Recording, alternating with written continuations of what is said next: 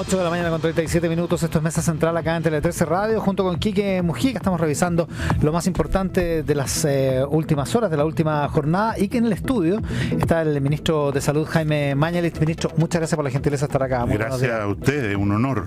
Oiga, ¿qué información tiene del caso que se está estudiando de coronavirus en Valdivia, una paciente que llegó de Italia y que está en observación y con exámenes en esa ciudad? Bueno, dado que en las últimas horas, 2 días, ha aparecido un brote bastante inexplicable de coronavirus en el norte de Italia, esta mujer consultó por síntomas, como usted dice, habiendo recién llegado, regresado a ese país, consultó por síntomas tipo influenza, y a pesar de que, según nuestra definición, no corresponde a un caso sospechoso, considerando lo que ocurrió en Italia, se procesó, además de las muestras virales de influenza, cualquiera, las muestras para coronavirus. El informe local, el Hospital Regional de Valdivia tiene capacidad local para hacer diagnóstico, es negativo. Estamos esperando la confirmación del Instituto de Salud Pública hoy día en la mañana, pero pareciera que no corresponde a un caso. Y aprovecho también de señalar que ayer ingresó en la mañana, a través del aeropuerto internacional, una pareja de chilenos que estaba en cuarentena en este crucero en Japón, Diamond Princess, frente a Yokohama, Japón.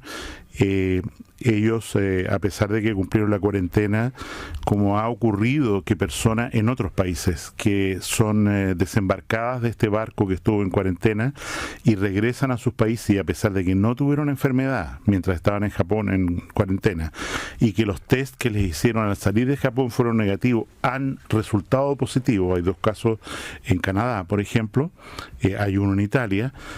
Se testeó esta pareja para coronavirus en el día de ayer y el resultado es negativo. Y están en cuarentena, ¿no es cierto?, durante 14 días. Se les va a hacer test, exámenes sucesivos. Porque todavía podría surgir. Bueno, nosotros, en la realidad hay que decirlo con humildad, el 31 de diciembre recién pasado, o sea, no han pasado ni 2 meses, se señaló la existencia de este nuevo virus, esta nueva epidemia. Y el comportamiento ha sido bastante agresivo, y dentro de las cosas que aún no sabemos es exactamente el periodo de incubación. Se ha asumido que es periodo de incubación, quiere decir desde que yo me contagio hasta que manifiesto síntomas. Se ha dicho que es de 14 días, similar a lo que fue el SARS, el otro coronavirus del año 2003. Sin embargo, están apareciendo reportes hasta de 21 días de periodo de incubación.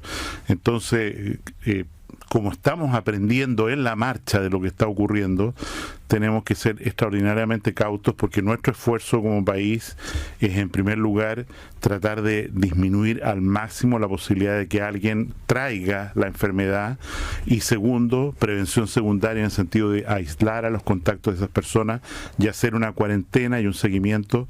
Pero, como usted dice, efectivamente podría ocurrir que, incluso habiendo tenido la cuarentena en el barco allá, el periodo de incubación sea más largo y resulten enfermos en estas semanas, y por eso hay que seguirlos. Bueno, la tasa de mortalidad de 0 años a 49 es bajísima, 0,4, y en los niños casi 0. Suben en los mayores de 80 años a 14,8%. Así es. Por cierto, el virus ya está identificado completamente, porque hablábamos fuera de micrófono, por ejemplo, que apareció en Irán, y la tasa de mortalidad es mucho más alta que estas que estamos viendo, que yo les comentaba. Apareció en Italia, todavía no identifican al paciente 0, no saben por qué está en Italia, por qué se replica en Lombardía y en Véneto, que son 2 regiones, están todos intrigados por esto. ¿Es un virus que todavía no tenemos toda la información posible? Siempre ha sido una fantasía de los epidemiólogos tratar de modelar matemáticamente el comportamiento de un virus, con ecuaciones y qué sé yo, cómo se reproducen, cómo se contagian, cuánto dura la incubación, hasta cuándo es contagiosa la persona. ¿Qué expansión física tiene? ¿Qué expansión física? Cuando uno revisa todos los datos, en realidad esto es una ilusión, porque cada epidemia, este caso ya es una pandemia, hay que decirlo con toda claridad, a pesar de que la Organización Mundial de la Salud no la ha declarado como tal, pero cumple los criterios para ser nombrada oficialmente como una pandemia, cosa que... ¿Qué es lo que es una pandemia? Una pandemia es cuando tenemos un brote de una enfermedad que no existía o una aumento de los casos muy superior al que se tenía habitualmente en una enfermedad endémica, o sea que existía, esta es una enfermedad nueva, y en este caso, ¿no es cierto?, tenemos un brote de enfermedad en regiones distintas de la Organización Mundial de la Salud, lo que significa que hay transmisión a través de los países y que las medidas de control que se pueden implementar en un país son en alguna manera dependientes de políticas internacionales. O sea, cierre frontera. Sí, exactamente, lo que significa mucho problema. Pero a lo que voy, y usted lo señalaba, en el caso de Irán, nosotros aparecemos ahora con una letalidad en realidad de 10%, o sea, de cada 100 personas que se enferman, 10 fallecen.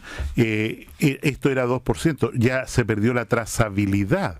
O sea, mire, teníamos un caso en el mercado de Wuhan, y esta persona viajó no sé dónde, y esta persona infectó a otros 3, y estos 3 fueron a Corea, y en Corea pasó esta otra cosa. Esa trazabilidad, como lo dice a propósito del caso italiano, ya se perdió, y entonces creo que en Chile hemos tomado medidas adecuadas de prever hace mucho rato de que esto iba a comportarse como una pandemia y de instituir muestreo de laboratorios en distintas partes del país, tanto en el sector público como privado, en los puntos de entrada de los aeropuertos, en los puertos navieros, y nosotros tenemos en este momento 260 personas en seguimiento, o sea, personas que tienen el más mínimo riesgo de haber venido de un lugar donde de 260 en seguimiento. ¿Y esos están aislados? ¿Que están en su casa? En sus casas en aislamiento, porque esa es la medida que se ha recomendado. Eso es, estar en intradomiciliario. Intradomiciliario. Aislados. O sea, no pueden salir durante un tiempo. No pueden salir durante los 14 días y tienen que ver, lo más importante es que las personas que pueden contagiar usen mascarilla, más que los que pueden ser contagiados, los que contagian, y así lo están haciendo ellos, y los Seremi están siguiendo estos casos, cada uno con testeo, con todo esto, porque tenemos que tener un nivel de vigilancia enorme. Lo que nos va a pasar, digamos, el precio que vamos a pagar, es que, como está ocurriendo, vamos a tener muchos casos de influenza que son indistinguibles desde el punto de vista clínico de un coronavirus, que vamos a testearlo y van a resultar negativos. Porque entonces esto se extiende hacia el invierno. O sea, para nosotros, que pienso en la influenza del año 2009, H1N1, si esta cosa no tiene un control férreo desde el punto de vista internacional y una franca caída de los nuevos casos, antes de nuestro invierno la situación es muy complicada. Y es por eso, como sabemos que durante el invierno que está terminando en el hemisferio norte, ha habido una epidemia, un brote de influenza B, muy importante, es que estamos insistiendo enormemente en que la gente se vacune ahora ya contra la influenza. Ahora ya, porque, perdón que vuelva, Quique, sobre lo que usted decía, una persona de 75 años que tiene diabetes, que tiene Alzheimer, que tiene esto otro, resulta que agarra una influenza ahora, hospitalizarse, y después agarra un coronavirus. Esa persona, la posibilidad de que pase agosto es remota, por la cifra de mortalidad que usted dice. Y en ese sentido, tenemos dos enfermedades delante que van a co-circular o convivir en Chile, y sobre la cual tenemos, al menos sobre una de ellas, una medida preventiva que es la vacuna. Y por eso tenemos que evitar la tentación de hablar solo de coronavirus y que la gente no se vacune contra influenza, que la campaña empieza el 16 de marzo, la hemos adelantado, tenemos todas las vacunas, ya están repartidas, por lo tanto no podemos, la gente tiene que entender que una manera de prevenir un riesgo de vida de una enfermedad grave contra una enfermedad respiratoria en este invierno pasa también por vacunarse muy precozmente contra la influenza. Ya, es un buen tema para subrayar. Yo volví enfermo de un viaje ahora hace poco y fui a que me examinaran, y efectivamente la doctora me hizo el examen de la influenza que salió negativo. y me dijo que la de este año era más fuerte, más poderosa, Así es. más dañina. ¿Efectivamente es así? ¿Es más dañina? Es así. Por dañinas quiero decir, en el hemisferio norte se hospitalizó más gente, mucha más gente. Murió más gente, sí, 6 millones de personas solo en Estados Unidos. Tasa de letalidad más alta que las influencias habituales. Es un virus, es una mutación nueva, un virus B. Nosotros tenemos anticuerpos porque hemos conocido el virus B en otros inviernos, pero no lo suficientes para defendernos. Entonces la vacuna juega un rol fundamental, insisto, en un año en que vamos a tener prácticamente con certeza la circulación de 2 virus muy agresivos. El primero, influenza, muy tempranamente, y si las cosas, insisto, a nivel internacional, nosotros tenemos poco control sobre lo claro. que... Una persona me decía, nosotros en el aeropuerto la gente está con mascarillas, tenemos un puesto, que sé, pero me decía una persona que pasó hace 2 días por un hub de contacto, de comunicación de líneas aéreas internacionales en Panamá, y me decía, aquí no hay nada. Aquí no hay absolutamente nada. Por lo tanto. Y por lo tanto, la posibilidad de que esto ya esté en América Latina es muy alta. Claro, y la vacuna, el coronavirus, tiene para rato. Tiene para rato. Para rato. O sea, quiero recordar, y perdón el tecnicismo, que nosotros ya tuvimos un brote de coronavirus, de un virus de tipo coronavirus, el año 2003, que fue el SARS, no tenía vacuna.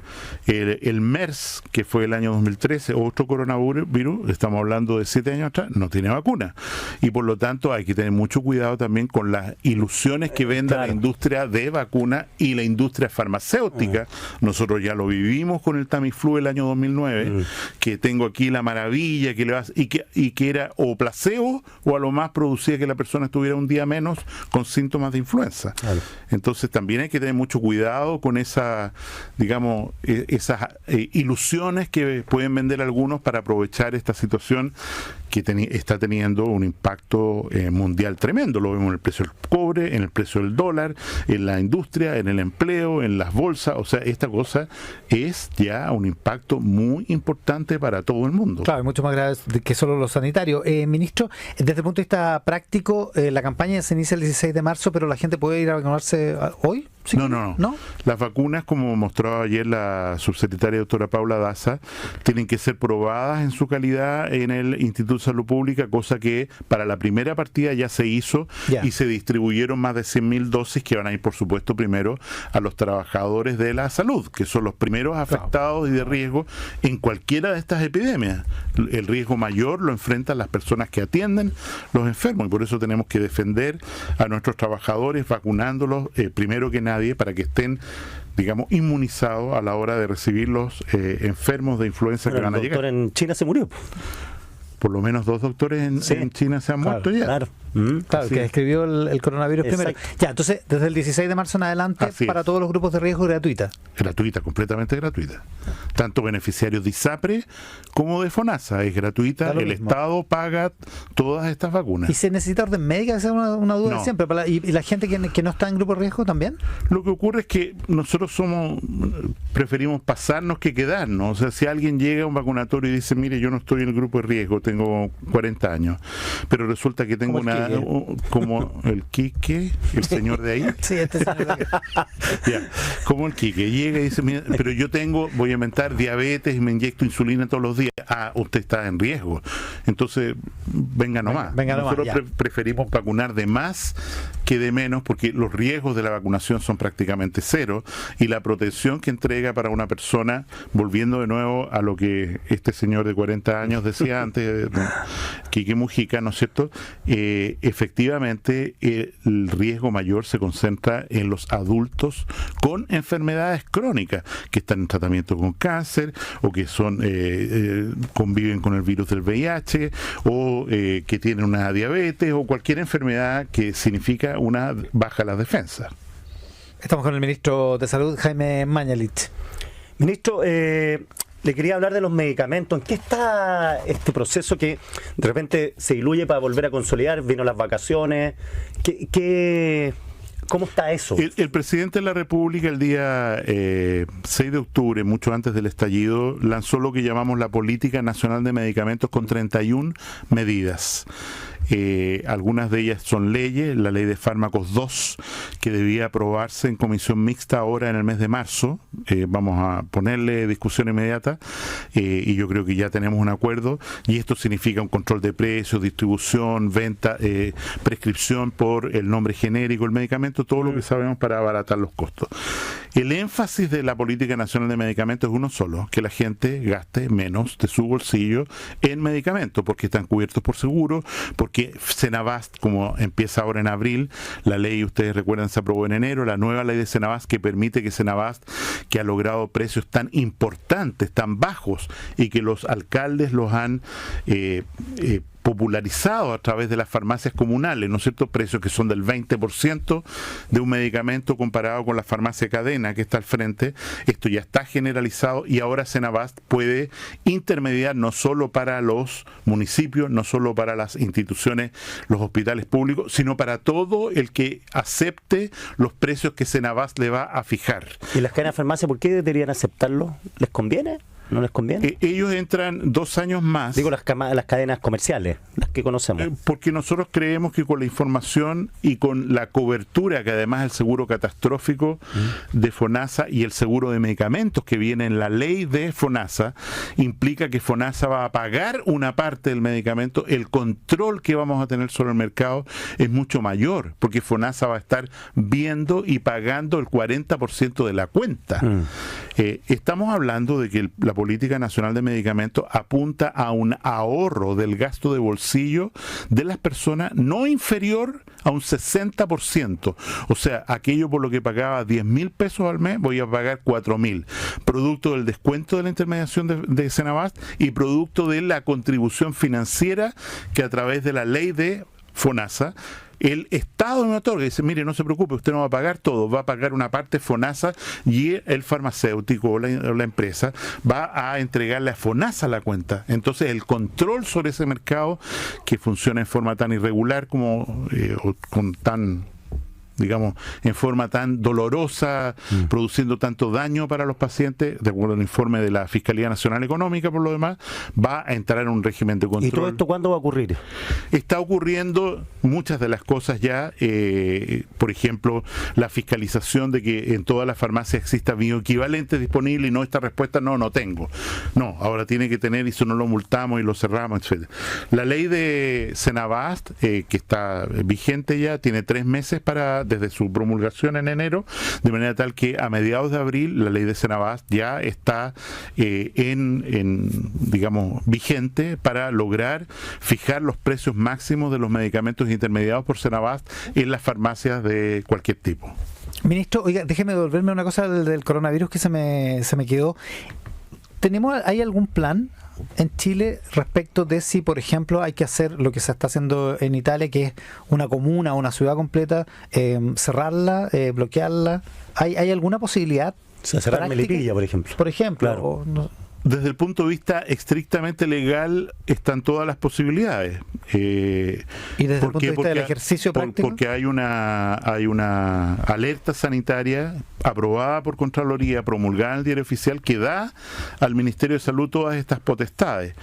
Ahora, cuando entramos al tema de limitación de las libertades personales, ¿no es cierto?, al final derechos constitucionales, como la libertad de movimiento, hay que tener un cuidado enorme.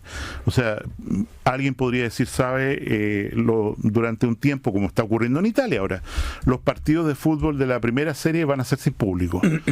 Claro. Bueno, eso es una medida muy, muy dramática. El canal de Venecia. O mañana, mire, aparecieron 5 personas, perdón que use algo que está presente hoy día, aparecieron 5 personas enfermas que fueron al Festival de Viña. Mire, a partir de mañana el Festival de Viña es sin público. O sea, eso es posible legalmente, pero de lo que estamos hablando es de una intromisión en las libertades de las personas, con lo que hay que tener en el Chile de hoy más que nunca una prudencia extrema y evidente evidentemente esos son recursos de último término, o decir tal colegio no va a empezar las clases en marzo, o tal universidad va a estar cerrada, o tales traslados, como ocurrió cuando tuvimos el brote de cólera en Perú, ¿no es cierto? En tal lugar, cerca de Iquique, se establece una frontera sanitaria, y toda persona que viene en un bus tiene que bajarse, tiene que examinarse, como hizo el ministro Jiménez de la Jara en la época, y lo hizo muy bien. O sea, es posible. Ahora, hay que ser extraordinariamente prudente en usar en estos instrumentos realmente cuando su beneficio sea mucho más evidente que el perjuicio que provoca. Sí, sin contar el pánico que provoca. Oiga, ministro, una cosa sobre el Plan Universal de Salud y una polémica que surgió la semana pasada. El Plan Universal de Salud, o el Plan Universal en FONASA, digamos, que usted propuso hace un par de meses, de alguna manera a lo que atiende, a lo que apunta, es a dar una cierta garantía de plazo en términos de atenciones que no están energías y de financiamiento, incluyendo al sector privado en el último escalón de las posibilidades para poder solucionar efectivamente los problemas médicos en los plazos acordados y con el financiamiento acordado. Y la semana pasada una mutual de seguridad, la Asociación Chilena de Seguridad, le propuso al gobierno hacer una cantidad de intervenciones quirúrgicas no auge al mismo precio que FONASA las está pagando. No propuso nada. Hizo un publi reportaje para que el Ministerio de Salud les traspasara $100 millones al año. Supongo que tiene una capacidad ociosa enorme y quieren ocuparla y controlar sus gastos variables. Pero hay que decir que la voluntad del legislador expresada en estas proyecto es, en primer lugar, el fortalecimiento de la red pública. Nosotros hemos obtenido un presupuesto este año históricamente alto, y la Comisión Nacional de Productividad ha señalado, convocada por la presidenta Bachelet, no es un tema nuestro, ha señalado que un servicio público bien financiado y organizado es capaz de consumir, de resolver todas estas listas de espera en 2 años, y ese es el compromiso que hemos tomado. Ahora, respecto a esta propuesta, que no es la única que hemos recibido de distintas clínicas, y por qué no nos mandan pacientes a nosotros para atenderlos y nos pagan la friolera de $100 millones por trato directo, o sea, páguenme a mí sin hacer licitación.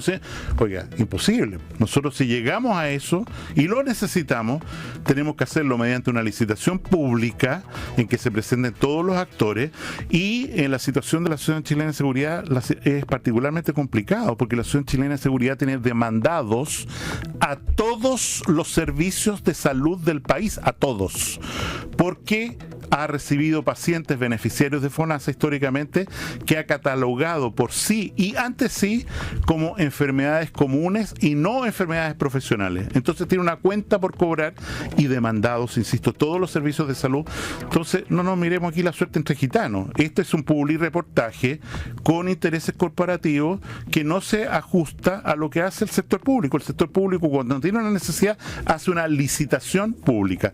En la del año 2008, la Asociación Chilena de Seguridad no postuló, o postuló con un precio mucho mayor que el precio público. O sea, si privados quisieran ayudar a solucionar el problema de las listas de espera, tendrían que hacerlo en la medida en este marco, digamos. Licitación pública, y ¿y va a haber licitación pública en ese sentido? O sea, nosotros hacemos licitaciones públicas cada 2 años. Se hizo la última el año 2018 y se ofrece, ¿no es cierto?, una cartera de prestaciones que hoy día va a estar incluida en la ley de FONASA, y por eso es tan importante, como existe la voluntad en los parlamentarios, de apurar, acelerar esta legislación que realmente moderniza a FONASA como un seguro y permite hacer estas compras en forma mucho más transparente de lo que ha sido hasta ahora. Oiga, perdón, Kike. Sí, el coronavirus, la última pregunta que tengo auditores ¿cómo se dice? Psicoseados.